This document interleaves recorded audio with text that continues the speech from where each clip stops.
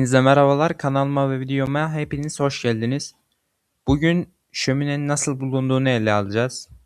Şömine, mekanları ısıtmak ve bazen yöresel olarak yemek pişirmek ve benzeri amaçlarla içinde ateş yakılan bir bölmeye sahip olan mimari yapı ögesidir. Yakılan ateşten çıkan dumanın doğrudan dışarı atılması, düz bir baca sisteminin kurulması ile sağlanır. Modern kültürde şömineler yapıların içlerinde en çok vakit geçirilen alanlarda bulunsa da pek çok yerde ev dışında ya da avlularda dekoratif amaçlarla kullanıldığı da görülebilir. Şöminelerin insanoğlunun yaşamında ateşin kullanılmaya başlandığı çok eski çağlardan bu yana var olduğu sanılmaktadır.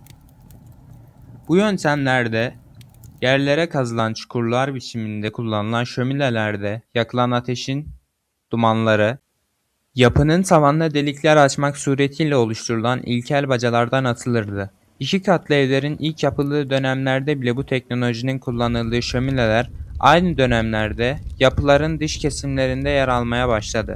1678 yılında İngiltere Kralı II. Charles'in yeğeni Prens Rupert'ın şöminelerde hava akımı ve bugünkü baca sistemini geliştirmesiyle şöminenin tarihinde iki büyük devrim gerçekleşmiş oldu.